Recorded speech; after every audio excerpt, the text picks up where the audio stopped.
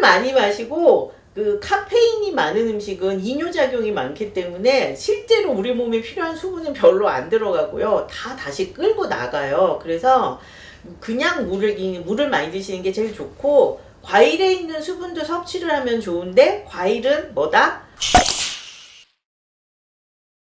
안녕하세요. 쉿하나 윤하나입니다. 빈뇨도 통증을 동반하는 경우가 있나요? 있어요. 그러니까 아픈데 소변이 자주 마려운데 그 소변에 피가 나왔다? 그러면은 여성인 경우에는 거의 99%의 확률로 급성 방광염인 경우들이 많은 거죠. 그리고 아프면서 소변을 못 참고 자주 보는 경우에는 간질성 방광염의 증상 중에 하나이고, 그러면 과민성 방광하고 간질성 방광염이나 급성 방광염은 어떻게 구별하느냐? 과민성 방광은 안 아파요. 그러니까 방광이 예민해져서 생기는 거지 통증이 생기는 게 아니어서, 과민성 방광이 있는 분들은 소변 감사하면 깨끗해요. 소변은 자주 마렵고 참기 어려운데, 그리고 막 어느 정도 소변을 참으면 실제로 막 쌀 것 같거나 터질 것 같거나 아랫배가 막 아프기도 하고 그러시거든요. 그런데 소변 검사하면 피도 안 나오고 백혈구도 안 나오고 아무 이상이 없어요. 그게 과민성 방광이에요. 과민성 방광의 제일 중요한 증상은 하루에 8번 이상 소변 보는 거, 그 다음에 소변이 마려울 때 급하다든지 마려운 소변을 잘 못 참아서 가다가 지린다든지 하는 증상들이, 참기 어렵다 하는 게 일단 대표적인 증상이고, 통증은 없어요. 하나도 안 아파요. 그런데 나머지 통증이 있는 빈뇨는 뭔가 문제가 있는 거예요. 그러니까 소변에 감염이 있든지 아니면 간질성 방광염이든지, 정말 재수가 없는 암 중에서 방광 안에 종양이 자라는 게 아니라 방광에 이 근육 사이로 침범하는, 이렇게 넓게 침범하는 암이 있거든요. 그런 암은 소변 자주 마렵고 뻐근하고 아프고, 소변 검사하면 균은 없는데 피만 나오고 그러다가 발견이 되는 경우들이 있어요.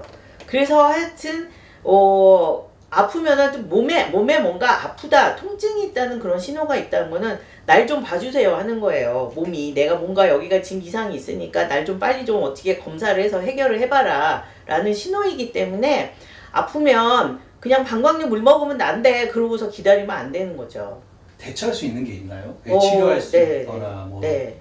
빈뇨는 있어요. 그러니까 이게 이제 우리가 다른 무슨 나쁜 질환이 동반된 게 아니라는 전제 하에 그냥 이제 소변을 자주 보는 걸 줄이기 위한 방법 중에 하나가 방광 훈련이라는 게 있는데, 소변을 우리가 2시간마다 소변을 이제 못 참고 본단 말이에요. 그럼 그걸 조금씩 참아요. 이게 방광에 큰 문제가 없는 경우에는 소변이 되게 마려울 때 그거를 참고 조금 기다리면 그 신호가 없어져요. 그래서 방광 훈련을 처음에 5분 늘리고 10분 늘리고 15분 늘리고 이런 식으로 해가지고 소변을 제 시간 간격대로 참을 수 있게 하는 그런 훈련을 하는 방법도 있고, 물을 요령껏 마시면 많이 마시면서 소변을 자주 안 볼 수 있어요.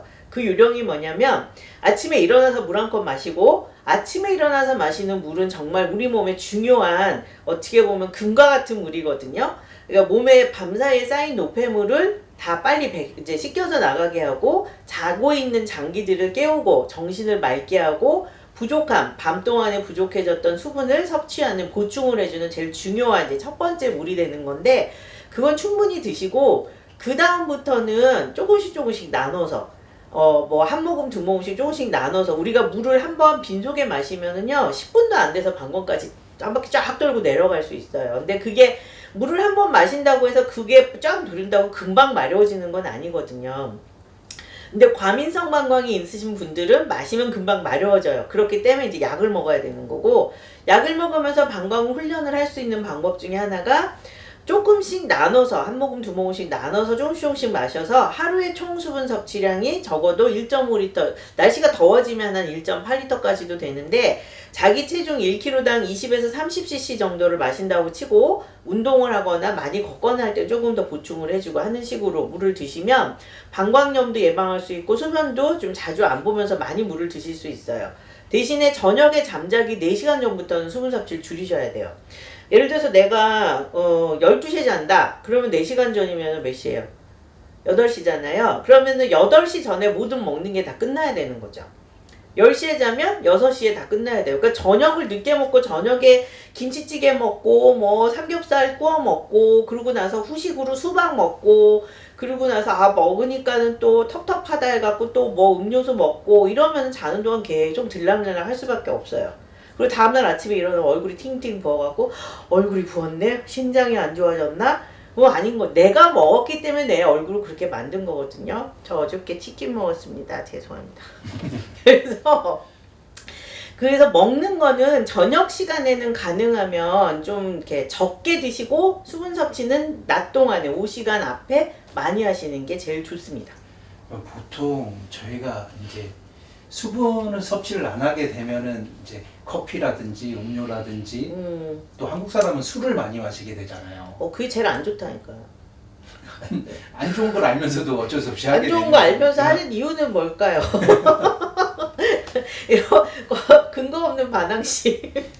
그러니까 물을 많이 마셔야 돼. 그러니까 물 대신에 커피를 드시면 제일 안 좋아요. 우리 촬영 감독이 오늘은 안 갖고 왔지만 이만한 텀블러를 하루 종일 아이스 커피를 그냥 달고 사시는데 제가 그렇게 말씀을 드리지만 물을 많이 마시고 그 카페인이 많은 음식은 이뇨작용이 많기 때문에 실제로 우리 몸에 필요한 수분은 별로 안 들어가고요. 다 다시 끌고 나가요. 그래서 그냥 물을 많이 드시는 게 제일 좋고 과일에 있는 수분도 섭취를 하면 좋은데 과일은 뭐다? 과당이 있다. 과당이 있으면 탄수화물이 높으니까 뭐다? 당이 높아지고 살이 찔 수 있다. 그렇기 때문에 수분 섭취를 또 과일로만 할 수는 없는 거예요. 술은 소주 한 병이 몇 킬로칼로리? 소주 한 병이 7킬로칼로리. 맥주 한 병이 제가 알기로는 맥주가 한 15인가 20킬로칼로리인가 맥주가 좀 더 칼로리가 높아요. 거기다 술만 마시는 게 아니잖아요. 안주도 먹고 막 그 깡수를 드시면 또 간에도 안 좋죠. 위에도 안 좋고. 그러니까 이런 술은 절대 몸에 좋은 수분이라고 할 수가 없습니다. 그러면은 운동법도 있나요? 보통 이렇게 말하는 거 케겔 운동을 많이 얘기를 하는데 케겔 운동이 방광에 도움이 되기도 해요. 이 케겔 운동은 나중에 한번 제가 시간이 되면 화끈한 선생님과 한번 운동할 수 있는 시간을 한번 만들어 볼게요. 이 케겔 운동이 방광을 받쳐주고 있는 이게 방광이면 방광을 받쳐주고 있는 방광 바닥의 근육 골반 근육을 강화시켜서 방광이 많이 움직이지 않게 해주고 그리고 방광이 소변이 마려울 때 케겔 운동을 하면은 이렇게 짧게 조여주는 운동을 하면 소변 마려운 신호를 좀 억제시킬 수가 있거든요. 그래서 소변을 참기도 좀 더 쉬워지고 불필요하게 자꾸 마려운 것도 줄어들 수가 있어서 여러모로 그 골반 그러니까 케겔이란 사람이 만들어서 이름을 이제 케겔 운동이라고 붙이긴 했지만 사실은 공식적인 이름은 골반 근육 운동입니다. 골반 적은 운동, 골반 근육 운동이라고 하는데 골반 근육 운동을 계속 해주면 훨씬 좋죠. 그러면은 이 빈뇨랑 과민성 방광이랑 헷갈려 하시는 분들이 되게 많은데 네. 그런 사람들한테 어떻게 해야 되는지 구분을 해야 되는지 사실 빈뇨하고 과민성 방광 반드시 구별할 필요는 없어요. 우리가 과민성 방광을 진단하는 거는 이제 진단하는 기준이 자주 마려운 하루에 8번 이상 소변 자주 마려운 빈뇨하고 소변을 잘 못 참는 절박뇨가 동반되어 있을 때 과민성 방광이라고 하는데 빈뇨는 그 증상, 과민성 방광의 증상 중에 하나인 거죠. 그리고 또 다른 경우에도 빈뇨가 생길 수 있기 때문에 일단 뭔가 문제가 있는 신호이긴 해요. 그렇지만 우리가 구별을 해야 될 거는 내가 이거를 습관적으로 가는 건지 아니면은 진짜 내 방광이 나를 소변을 못 참아서 자꾸 가는 건지부터 구별을 해야 될 것 같아요. 심리적인 이유로 방광은 굉장히 심리적인 장기거든요. 그러니까 긴장하거나 뭐 중요한 시험 앞두고는 소변이 마렵기도 하잖아요.